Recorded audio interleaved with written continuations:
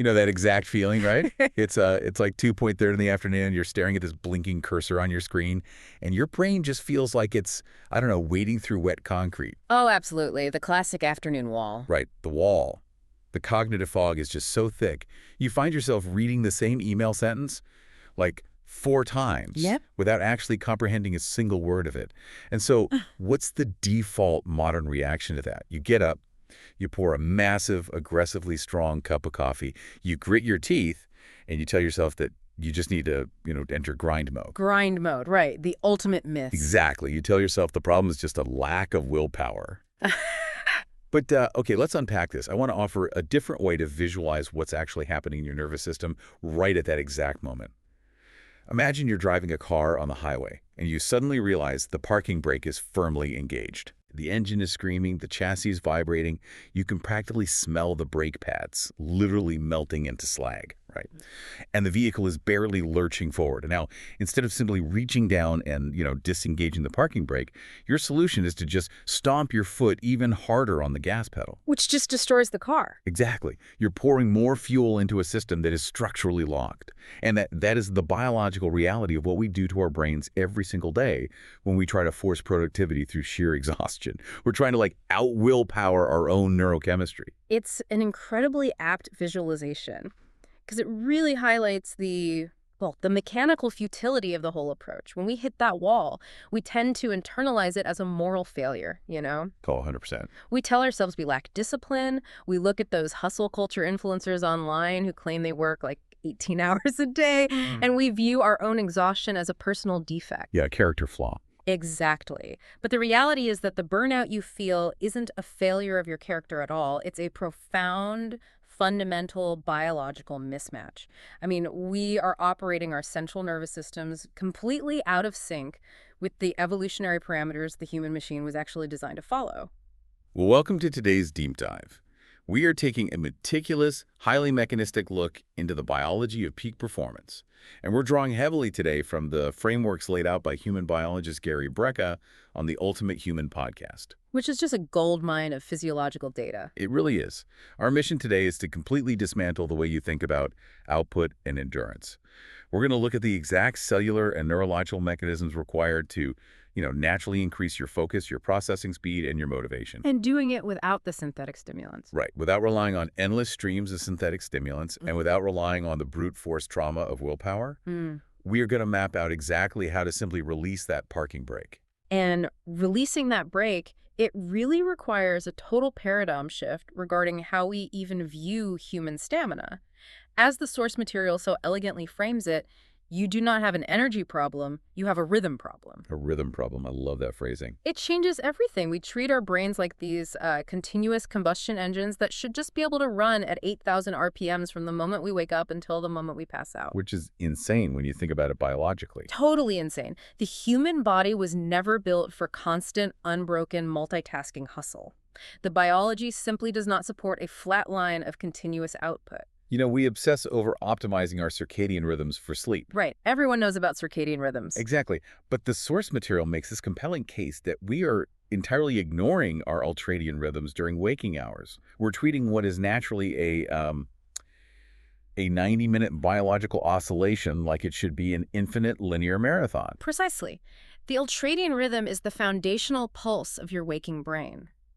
What's fascinating here is that while your circadian clock governs the macro 24-hour cycle, your ultradian rhythms dictate your cognitive capacity in roughly 90-minute waves throughout the entire day. 90 minutes. 90 minutes. And this isn't just some arbitrary productivity hack somebody made up on Twitter.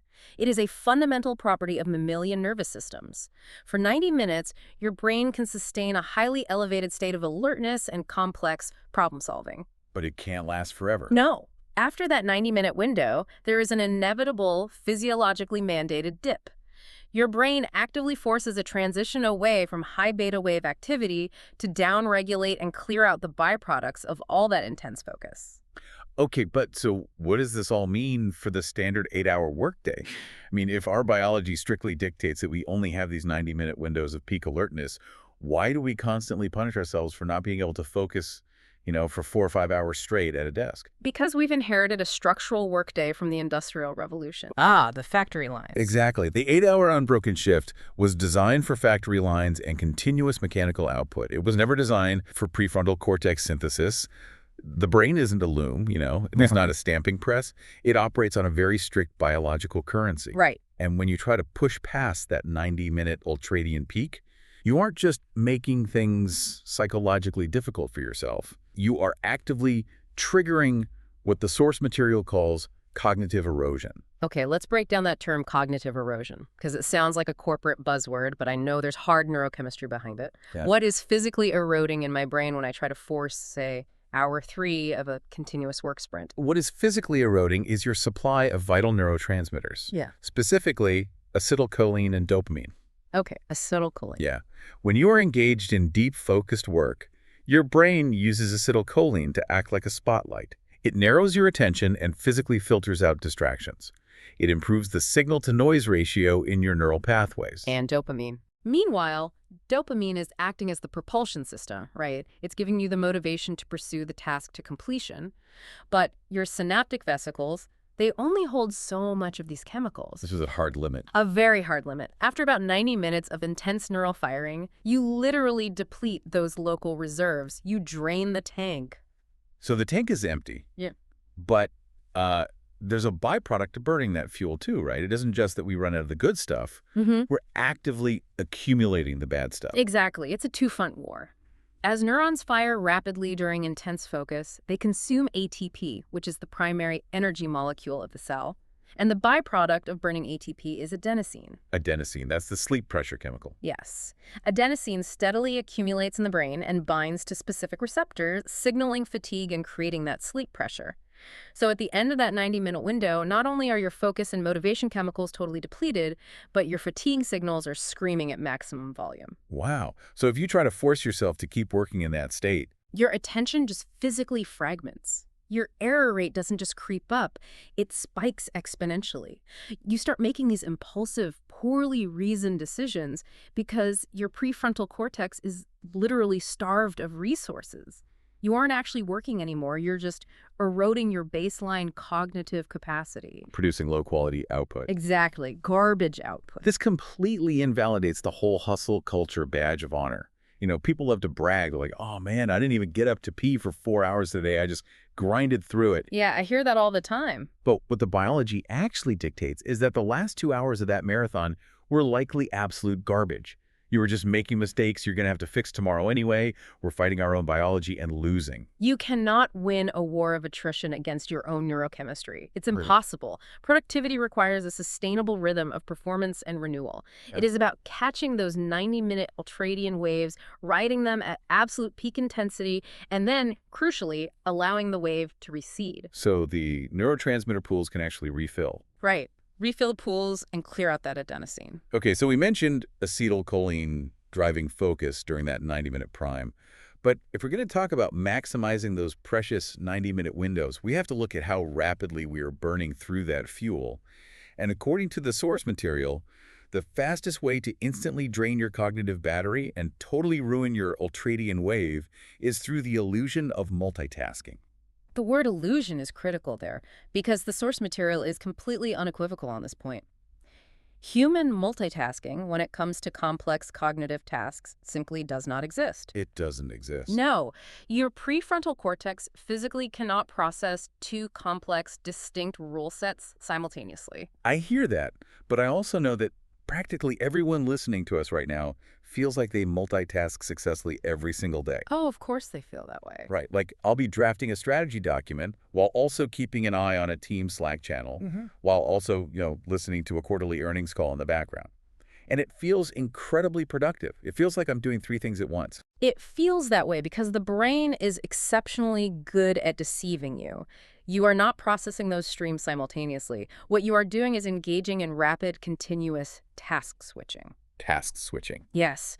Your brain is aggressively jumping from the structural logic of the strategy document to the social dynamics of the Slack channel to the financial data of the earnings call and then back again. And every single time your brain switches its focus, it incurs a massive metabolic penalty. Here's where it gets really interesting. Let me throw out the biological analogy here, rather than the old juggling metaphor everyone uses. Okay, let's hear it. Multitasking isn't like juggling. It is more like trying to compile a massive piece of software code while someone randomly reaches in and yanks out the RAM sticks every 30 seconds. Oh, that's good. Right. The processor has to completely halt, reorient to the new hardware reality, load a completely different operating system, and then start over. It never actually reaches a flow state. That is a phenomenal way to describe the switch cost. Neurologically, to shift from task A to task B, your brain has to physically disengage the neural networks supporting task A. Then it has to load the entirely different rule set and context for task B into your working memory. Which just takes energy. Massive amounts of energy. It has to generate the neurochemicals required to execute task B. And then when you glance back at task A, 5 seconds later, the brain has to do that entire arduous process in reverse. The Stanford research cited in discussions around this topic, specifically the work spearheaded by researchers like Clifford Nass, it's honestly terrifying for anyone who prides themselves on multitasking. Right, because didn't that Stanford study specifically target people who believed they were exceptional multitaskers, like the heady medium multitaskers? Yes, exactly. The researchers assumed that people who constantly multitask must be highly efficient at filtering information and switching between tasks, right? Because they practice it so much. That would be the logical assumption. But the data showed the exact opposite. The heavy multitaskers were significantly more distractible. They couldn't filter out irrelevant information. Their working memory was totally compromised. Wow. They were worse at organizing their thoughts. And ironically, they were actually slower at task switching than people who rarely multitask. That is wild. So by constantly forcing the brain to shift contexts, you're actively training your neural circuitry to be highly reactive to interruptions. Yes. You are rendering yourself entirely incapable of sustained deep thought. You're permanently fracturing your attention span. And the cost of this fracturing is highest during what the source refers to as the cognitive prime. Oh. Let's dive into that, because this seems to be the absolute most critical real estate of the entire day. The cognitive prime typically occurs in the first 2 to 3 hours after waking up, assuming, of course, that you've slept properly, which we will definitely analyze shortly. Oh, we'll get to sleep. Yeah. But during this morning window, your brain has cleared out the metabolic waste from yesterday, your cortisol levels are naturally elevated to provide alertness, and your dopamine and acetylcholine pools are completely 100% full. Tank. A pristine full tank. Biologically, your brain is a highly tuned, hyper-efficient processing engine during these hours. The source material emphasizes that this time must be treated as absolute sacred ground. And sacred ground means it is violently protected. Violently. It means this biological peak is not meant for, opening your email inbox to see what random emergencies other people have decided to throw over the fence at you. Absolutely not. And it is certainly not for lying in bed scrolling through social media, letting some algorithm dictate your neurochemistry before your feet even hit the floor. When you spend your cognitive prime on reactive, low-level tasks like emails, Slack messages, or Instagram, you are squandering your highest biological potential on absolute triviality. You're wasting the good stuff. You are burning your most potent cognitive fuel on tasks that require almost zero high-level processing. That time is meant for deep work. Deep work, capital D, capital W. Yes. Deep work is the demanding, analytical, highly creative synthesis that actually moves the needle in your career or your life. It's writing the book. It's designing the architecture, coding the core algorithm, or plotting the long-term strategy. The source outlines very specific, almost draconian rules for engaging in deep work during this prime, and it all centers around eliminating the friction of choice. The rules are absolute. One tab open on your browser. Just one. That gives me anxiety just thinking about it. I know, it's tough. But one tab, one single task in front of you, one clearly defined desired outcome. You shut down your email client completely. You turn off every single notification on your desktop. Do not disturb mode. Exactly. If you have an office door, you shut it. You physically remove your smartphone and place it in another room. You're engineering an environment where task switching is physically impossible. This really highlights the absurd contradiction of modern office design. Oh, don't even get me started on open floor plans. Right. We expect employees to produce this high-level, synthesis-driven deep work, but we place them in open-plan offices where literally anyone can just tap them on the shoulder. Gotta say. Exactly. Gotta say. And it ruins the whole 90-minute wave. We mandate that they stay active on instant messaging platforms that ping every 90 seconds.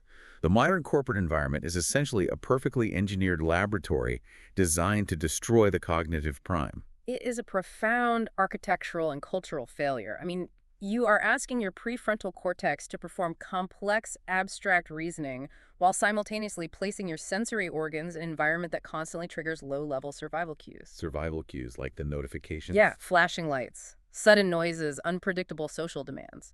From an evolutionary standpoint, the brain will always prioritize the immediate reactive stimulus. A pinging notification is perceived by the ancient parts of your brain as a potential sudden threat or a sudden reward. It's going to hijack your attention instantly. Instantly. You cannot rely on willpower to ignore those stimuli. You have to build a fortress around that 90-minute window so the stimuli never reach your retinas or your eardrums in the first place. Okay, so let's play this out.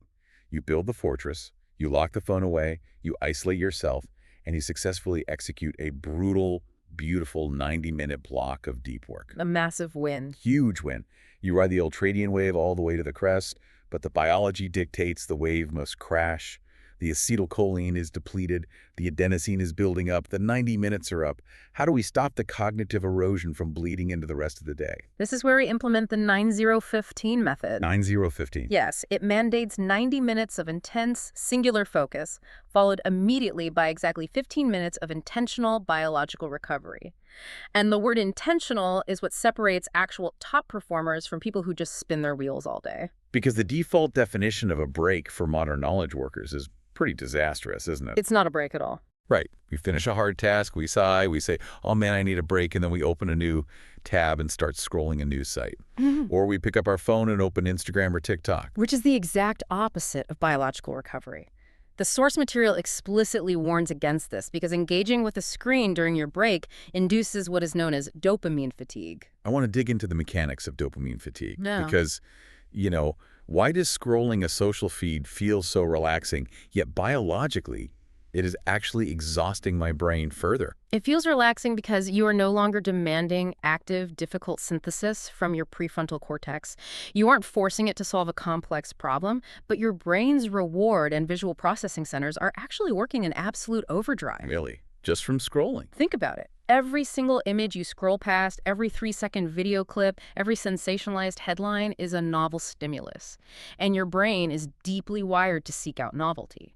So as you scroll, your brain is releasing tiny, rapid-fire hits of dopamine to process and evaluate all of this incoming data. You are essentially putting your visual cortex and your dopamine circuitry on a high-speed treadmill. You are still actively depleting the exact neurochemicals you desperately need to replenish for your next 90-minute block of work. So to truly recover, a break has to fundamentally change your physiological state. It has to, sever the connection to novelty seeking. The source talks about stepping outside, physically moving, or practicing specific breathing protocols. Yes. Biological recovery requires shifting your autonomic nervous system. When you are engaged in deep work, you are in a mild sympathetic state. That's the fight or flight pathway. Right, a state of stress and alertness. To recover, you must activate the parasympathetic nervous system, the rest and digest pathway. When you step away from the screen, you immediately eliminate the convergence demand on your eye muscles, which reduces the ocular strain that signals fatigue to the brain. Just looking far away helps. Exactly. If you step outside, the broader visual horizon actually calms the neural circuits associated with vigilance. The source specifically mentions box breathing as a recovery tool during this 15-minute window. So that's inhale for 4 seconds, hold for 4, exhale for 4, hold for 4. Box breathing is incredibly effective because it directly stimulates the vagus nerve. The vagus nerve. Yeah, the vagus nerve is the main information highway connecting the brain to the heart, the lungs, and the digestive tract. By consciously slowing your respiratory rate and extending your exhales, the vagus nerve sends a powerful overriding signal to the brainstem that you are safe. It's an all-clear signal. Precisely. Heart rate variability increases, blood pressure drops, and the brain shifts out of beta wave alertness into alpha wave relaxation. That is the exact biological environment required to clear out adenosine and restock those synaptic vesicles. Okay, but I have to push back here on behalf of the listener. Sure. It is really easy for us to sit in the studio and prescribe a 15-minute box breathing session on the balcony. But let's look at the reality of, toxic corporate surveillance culture. It's a real issue. If a listener steps away from their laptop for 15 minutes, Their Slack dot goes from green to yellow. Their boss assumes they are slacking off. The anxiety of missing a crucial email while trying to, quote-unquote, biologically recover, that completely negates the parasympathetic shift, doesn't it? Yeah. How does the biology reconcile with a corporate culture that punishes absence? This raises an important question, and it is a highly relevant friction point. Yeah. If your environment actively penalizes biological recovery, you are inherently capped in your cognitive output. However, we have to redefine the recovery period internally first. How so? If your goal is high-quality, error-free, strategic output, then the 15-minute recovery is not a cessation of work. It is a foundational, non-negotiable component of the work itself. Think of professional weightlifting. Okay. No coach in the world would accuse a powerlifter of slacking when they sit on the bench for 3 minutes between heavy sets of squats. That rest period is the active biological prerequisite that allows the muscles to clear lactic acid and regenerate ATP for the next lift. Right, because if you just kept lifting, If you try to squat continuously without resting, you don't build more muscle. You tear a ligament and end up in the hospital. that reframing is essential. The break isn't a reward for being a good employee. It is the necessary physiological preparation for the next block of output. If you skip the rest, you are guaranteeing that your afternoon work will be sluggish, error-prone, and ultimately useless. Exactly. You are protecting your cognitive assets. But even if you master the 91.5 ultradian rhythm during the day, it is entirely moot if you neglect the macro recovery period. The big reset. The most critical biological reset doesn't happen in a 15-minute window at 2:00 p.m. It happens at night. We simply cannot discuss daytime productivity and focus without rigorously analyzing the neurological events of the night before. Tomorrow's cognitive prime is entirely forged tonight. If you get the sleep architecture wrong, you are trying to build a high-performance engine out of wet cardboard. The societal perception of sleep is dangerously misguided. We tend to view sleep as a passive state of downtime, right? Like powering off a television monitor to save electricity. Yeah, just turning off for 8 hours. But neurologically, sleep is the most intensely active, complex biological maintenance window of your entire 24-hour cycle. When you lose consciousness, the brain doesn't shut down. It shifts into a highly orchestrated series of repair protocols. And the source material breaks this down into vital mechanisms. First, there's the memory consolidation piece. Yes. During the day, as you learn new information or solve complex problems, those memories are temporarily stored in the hippocampus. Now, the hippocampus is highly plastic, but it has very limited capacity. Think of it like a USB stick. Small storage. Right. During deep, slow-wave sleep, the brain actively replays the neural firing patterns of the day and transfers that information from the short-term storage of the hippocampus to the long-term, permanent storage of the neocortex, the hard drive. So if you cut your sleep short. You literally interrupt this transfer protocol. You wake up the next day having physically lost the data you worked so hard to acquire. That alone is terrifying, right? Right. But it's the physical cleaning mechanism that I find absolutely fascinating. We talked about metabolic waste earlier, the adenosine buildup. How does the brain actually clean itself out at night?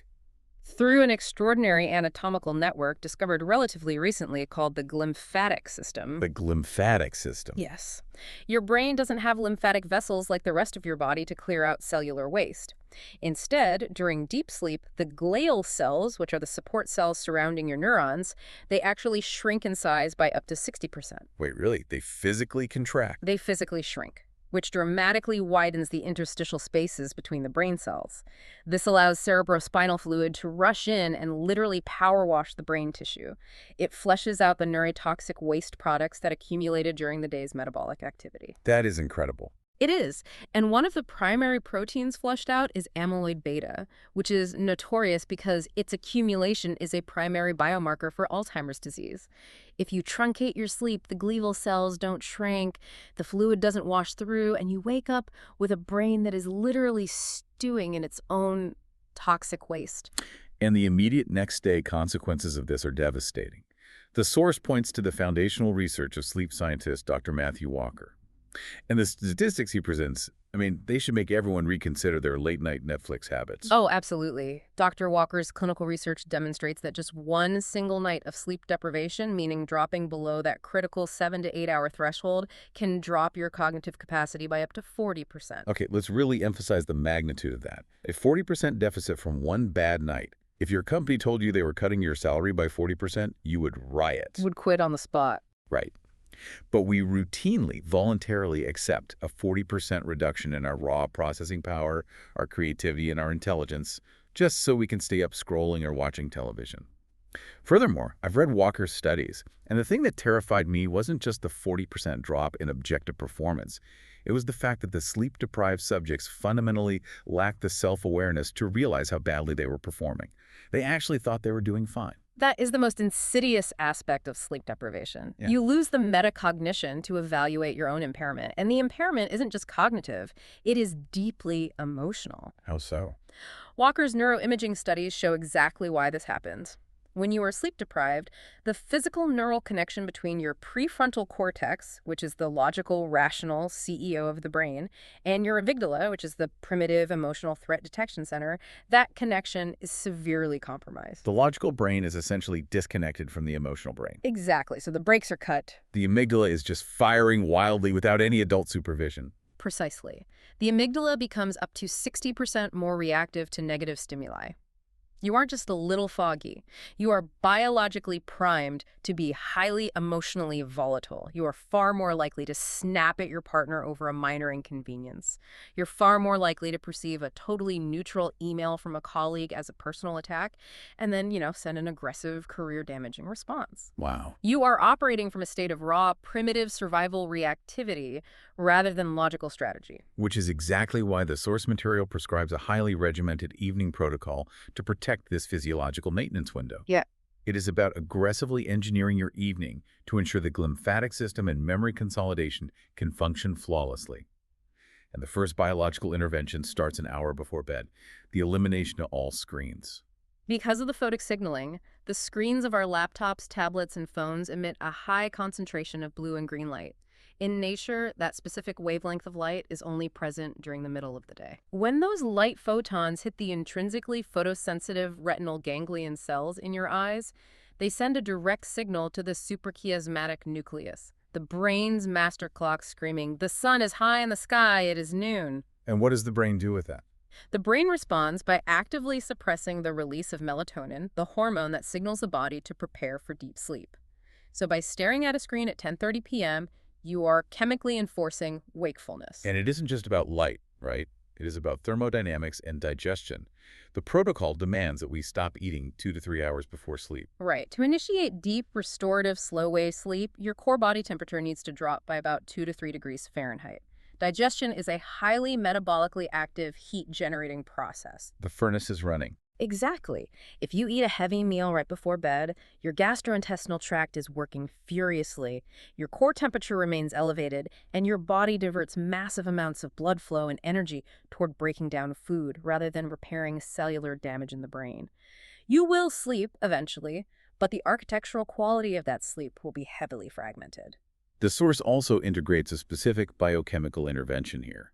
Supplementation with magnesium, specifically magnesium glycinate.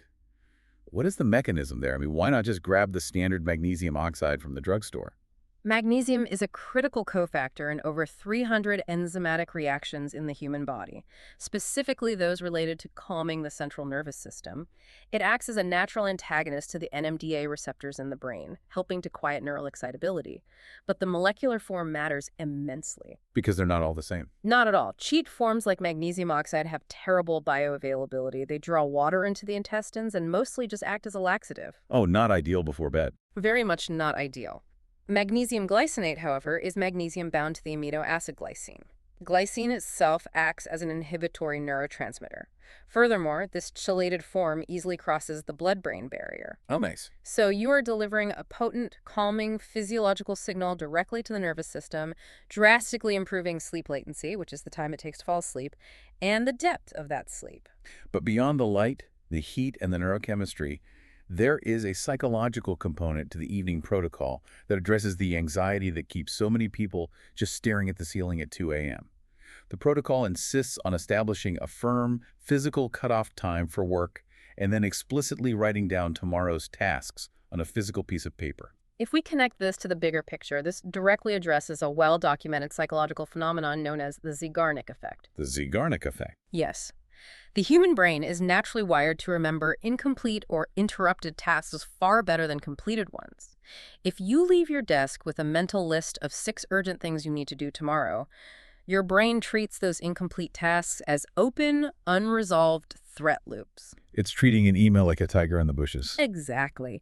The subconscious mind will continuously monitor those open loops all night, keeping your sympathetic nervous system mildly elevated. The brain literally refuses to put its guard down because it thinks it might forget this survival critical task. Precisely. But the physical act of writing those tasks down on a piece of paper functions as a neurological offloading mechanism. It signals to the prefrontal cortex, hey, the data is securely stored in an external environment. I no longer need to allocate metabolic resources to actively monitoring this information. It closes the open loops. It closes the loops, it gives the brain biological permission to stand down, enter parasympathetic mode, and actually transition into sleep. So basically, checking your work email in bed isn't just a bad habit. It is an act of profound self-sabotage. You're blasting your eyes with blue light to suppress melatonin, you are flooding your brain with open loops and unresolved problems, and you are ensuring that the glymphatic power washing cycle never happens. You are guaranteeing that tomorrow's cognitive prime will be a miserable, anxiety-ridden slog. If you do not defend your sleep architecture, every other protocol we discuss, the 90-minute deep work blocks, the ultradian rhythms, it is all entirely irrelevant. Sleep is the non-negotiable biological foundation upon which all executive function is built. Okay, let's assume the listener executes perfectly. They follow the evening protocol, they close the open loops, they get 8 hours of deep glymphatic flushing sleep. Morning arrives, they wake up. What is the very first action the vast majority of modern adults take? Oh, the coffee. Right. They stumble like zombies into the kitchen, they immediately pour a cup of coffee. And according to the source material, pouring caffeine into a freshly woken brain is a catastrophic biological sequencing error. It is arguably the most common and damaging start to the day. To understand why, you really have to look at the physiological state of the body at the exact moment you wake up. For the past 8 hours, you have not consumed a single drop of fluid. Furthermore, with every single breath you took during the night, you were exhaling water vapor. You were likely sweating. You were waking up in a fundamentally, systemically dehydrated state. Okay, I used a car analogy earlier, but let me refine it for this exact mechanism. Yeah. Waking up dehydrated and immediately drinking coffee is not like starting a dry engine.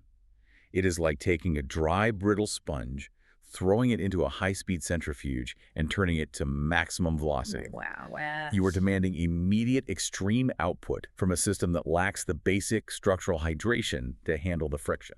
That is a much more accurate representation. Caffeine operates primarily by blocking those adenosine receptors we talked about earlier. It doesn't actually give you energy. It just chemically masks your brain's ability to perceive fatigue. It just hides the tired. Exactly. But crucially, caffeine is a potent diuretic. It acts on the kidneys, signaling them to increase sodium and water excretion. So you are taking a neurochemical system that is already functionally parched, and you are introducing a chemical that aggressively forces the body to expel whatever trace amounts of hydration it actually has left.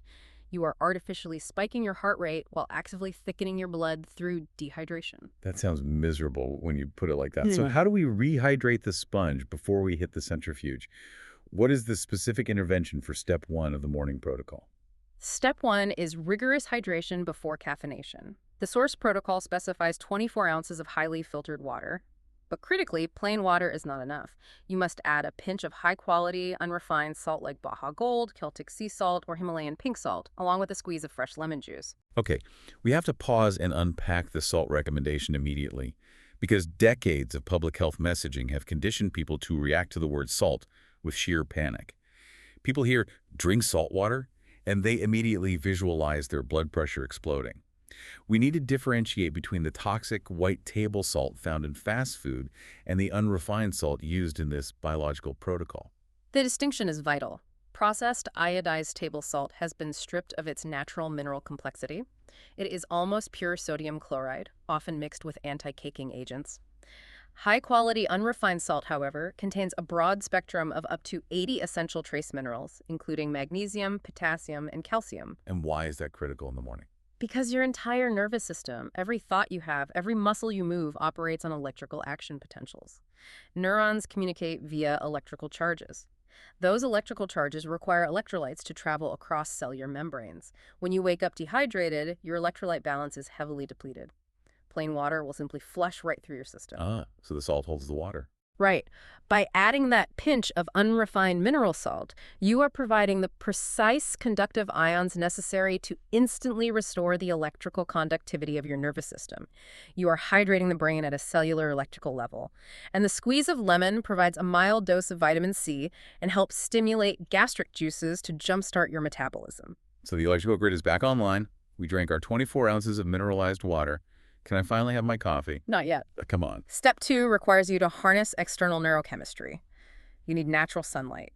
Specifically, 5 to 10 minutes of direct exposure to natural morning light without sunglasses and ideally not through a window pane. Let's get into the deep neuromechanics of this, because getting some sun, it sounds like a wellness cliche, but it's actually a profound biological trigger. What is happening in the optic nerve when I step outside at 7:30 a.m.? This is perhaps the most powerful circadian anchor available to humans. When the specific wavelength of low-angle morning sunlight enters your eyes, it hits those melanopsin-containing retinal ganglion cells we mentioned. These cells bypass the visual cortex entirely. They aren't there to help you see shapes. They're just light sensors. Exactly.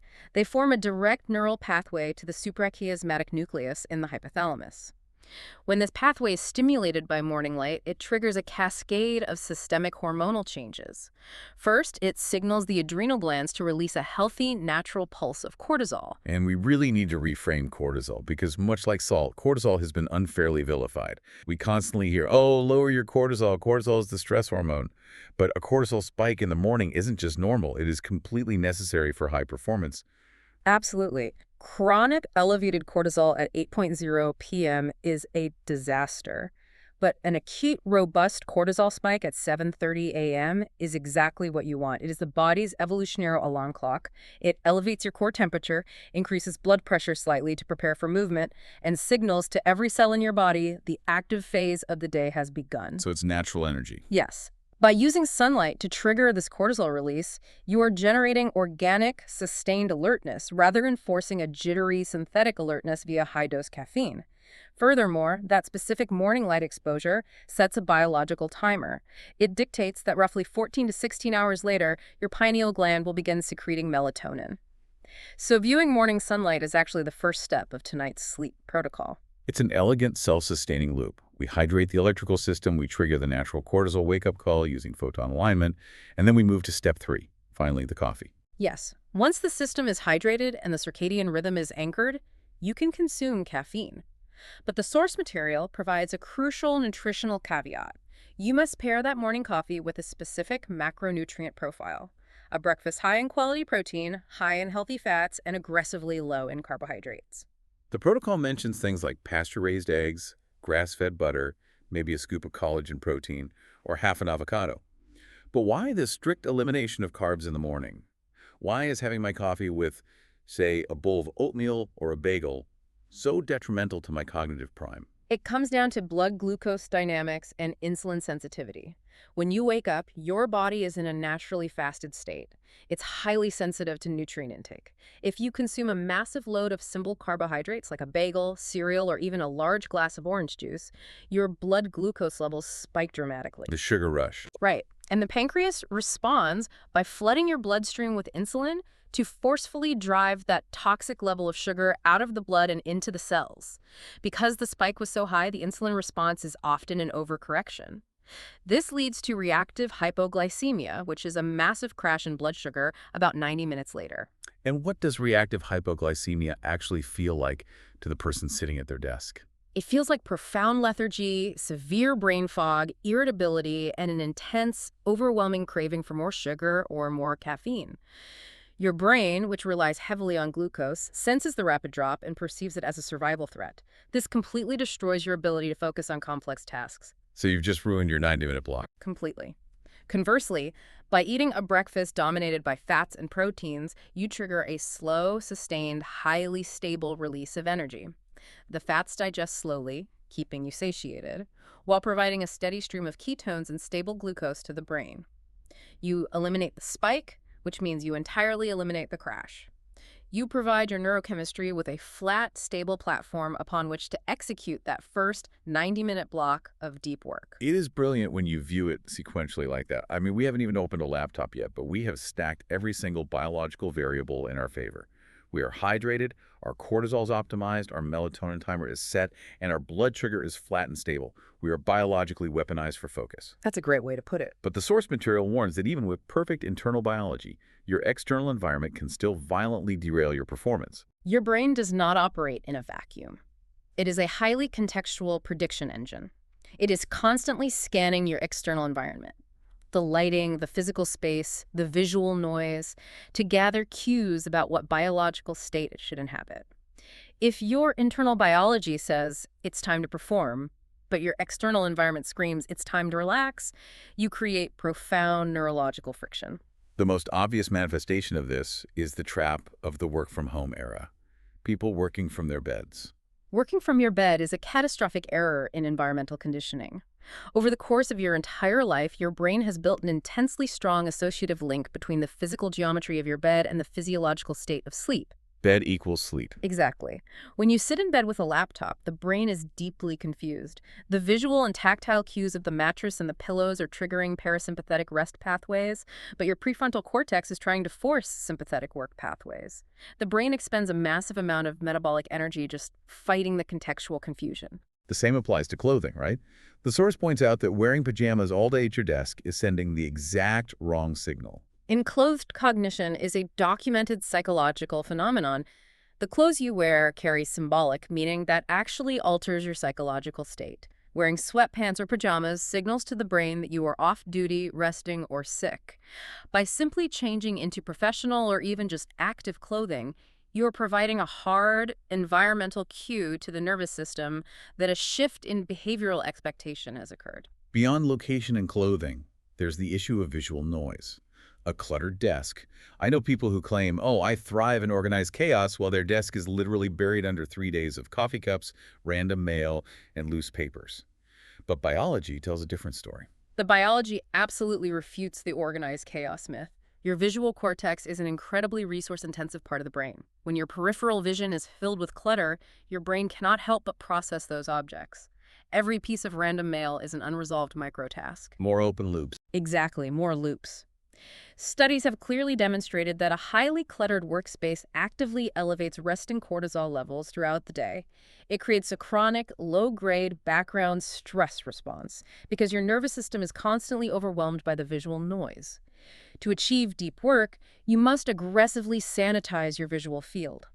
A clean desk reduces the computational load on the visual cortex, freeing up massive amounts of processing power for the task at hand. The source also highlights adding elements that positively trigger performance, rather than just removing negatives.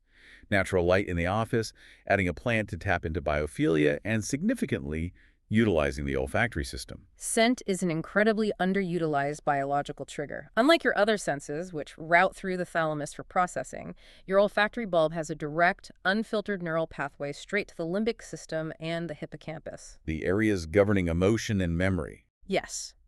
Because of this direct access, specific scents can alter brainwave states almost instantly. The source points to essential oils like rosemary and peppermint. Clinical trials have shown that inhaling these specific compounds significantly increases beta wave activity, boosting objective measures of alertness and memory recall. So you can train your brain with it. Exactly. By introducing a specific scent only when you are engaging in deep work, you essentially Pavlovian condition your brain. The moment you smell the peppermint, your neurochemistry involuntarily shifts into focus mode. Okay, so we have optimized the environment. The desk is clean, the peppermint is diffusing, we crush the morning deep work blocks. But eventually, biological reality hits. It is 3:00 p.m., the afternoon gip arrives. This is the universal moment of weakness where the modern worker reaches for the emergency lever, a massive iced coffee or a chemical-laden energy drink.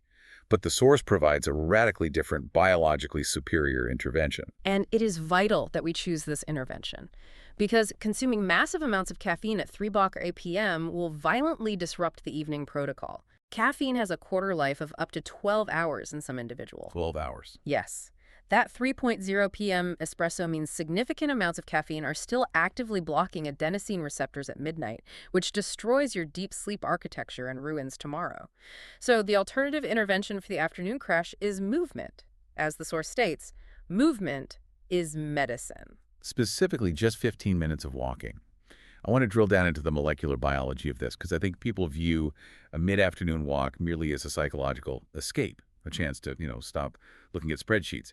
But what is physically happening inside the brain when we force the body into locomotive movement at 3 p.m.? You are triggering an aggressive neurochemical reset. When you engage the large muscle groups of the legs through walking, your body increases the production of a phenomenal protein called brain-derived neurotrophic factor, or BDNF.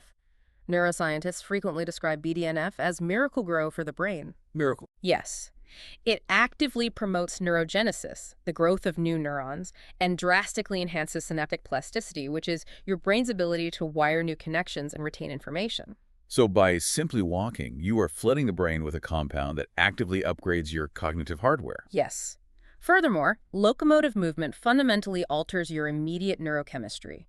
The rhythmic swinging of the arms and legs promotes optic flow, the visual passing of objects, which has been shown to naturally calm the amygdala. Oh, that's fascinating. The physical exertion forces deeper respiration, clearing out carbon dioxide and increasing oxygen perfusion to the prefrontal cortex. It initiates a natural, healthy pulse of dopamine, restoring the motivation that naturally wanes in the afternoon. And crucially, the movement helps metabolize and clear the accumulated cortisol from your morning stress. It is a complete systemic biological flush. It fundamentally changes how we should view physical activity during the workday. If you step away from your desk to do 15 minutes of walking, or air squats, or spinal mobility drills, you aren't slacking off. You're executing a highly strategic biological intervention. You are literally clearing the metabolic sludge out of your neurocircuitry so that you can return to your desk and actually perform, rather than just staring blankly at a screen for the last 2 hours of the day. You are utilizing evolutionary physiology to solve a modern cognitive problem. It is the most efficient, organic way to reset the system without inducing the toxic side effects of afternoon stimulants. We have mapped out an incredibly dense, comprehensive biological framework today. We've covered the ultradian 90-minute waves, the absolute necessity of the 15-minute parasympathetic recovery, the neural architecture of sleep and the glymphatic system, the critical morning sequencing of hydration and light before caffeine, the blood sugar stabilizing macros, the environmental engineering, and the BDNF flush of afternoon movement. It's a lot. It is a lot. But I have to ask the ultimate question. Because as pristine as this biological map is, human reality is messy. There will be days when the baby is screaming at 3 a.m. and your sleep architecture is totally destroyed. There will be days of massive, unpredictable stress, when the biology fails, when the protocols feel like an unbearable chore, when the physical energy simply isn't there. What is the mechanism that keeps the engine moving forward? That is where we have to bridge the gap between neurobiology and neuropsychology, because you cannot permanently biological hack your way around a fundamental lack of purpose. Right. The precise protocols we've detailed provide the physical capacity for high performance. They ensure the hardware is optimized, but they do not provide the direction. The source material emphasizes a core truth of human endurance. Profound, sustained drive does not come from biological optimization alone. It comes from staying ruthlessly connected to your purpose. You must clearly define and visualize your why. The directive is to write down your why and keep it physically visible in your pristine workspace. Whether that why is providing for your family, achieving financial freedom, serving your faith, or relentlessly pursuing the highest version of yourself. But from a neurological standpoint, how does glancing at a photograph of my family or a written mission statement actually bridge the gap between profound physical fatigue and the execution of a difficult task on a random Tuesday afternoon? It comes down to the fundamental difference between willpower and value-based goal direction. Willpower, which is the act of forcing yourself to do something you don't want to do, relies entirely on the prefrontal cortex and is heavily dependent on glucose and dopamine. It is a strictly finite resource subject to rapid ego depletion. When you are exhausted, your willpower physically evaporates. The tank is empty again. Exactly. However, your sense of purpose operates through entirely different, deeper neural pathways, specifically involving the ventromedial prefrontal cortex, which integrates emotion, values, and long-term consequences. So when I look at the visual reminder of my why, I am basically bypassing the exhausted willpower circuits completely. Exactly. When you visually process that symbol of your deepest purpose, it triggers an intense emotional resonance. It violently reminds the brain that the acute, short-term discomfort of executing the current task is inextricably linked to a massive, long-term survival or self-actualization goal. It suddenly makes the pain meaningful. It essentially authorizes the brain to dig into its deepest emergency reserves of noradrenaline and dopamine. The source distills this perfectly into a single maxim. Your why is stronger than your willpower. Your why is stronger than your willpower. That is the perfect anchor for this entire system, because the biology provides the ultimate high-performance vehicle. The protocols ensure the engine is flawless and the navigation is set. But your why is the destination and the ultimate fuel source. Without it, you were just a perfectly tuned machine sitting idle in the driveway. It is the synthesis of optimized physiology and profound psychology. That is where true peak performance lives. It is moving entirely away from a paradigm of forced frantic resistance and moving into a paradigm of powerful organic alignment with how you were built to function. Let's quickly recapitulate the tangible, actionable sequence we've built today. Tonight, you aggressively defend your sleep. You shut down the screens to allow melatonin release. You write down tomorrow's tasks to close the psychological loops. You aim for the 8-hour window so the glymphatic system can power wash the brain. Tomorrow morning, before you touch the toffee machine, you drink 24 ounces of water with unrefined trace mineral salt to restore electrical conductivity. Vital step. You step outside and let natural photons hit your optic nerve to trigger the cortisol spike. Then you drink your coffee, paired with a high-fat, low-carb breakfast to ensure a flat, stable blood glucose line. You clear the visual chaos from your desk. You establish your cognitive prime, completely block all external notifications, and you execute one single task for 90 brutal, beautiful minutes. When the wave crashes, you step away from the screen. No dopamine scrolling. And you stimulate the vagus nerve with 15 minutes of physical movement or breath work. And above all, you keep the visual representation of your why directly in your line of sight. It is a formidable protocol, but once you experience the sheer clarity of operating in biological alignment, you will never accept the friction of grind mode again. I want to challenge everyone listening to this deep dive. Do not succumb to the overwhelming urge to optimize everything simultaneously and fail by noon tomorrow. Pick exactly one biological intervention to implement. Just one.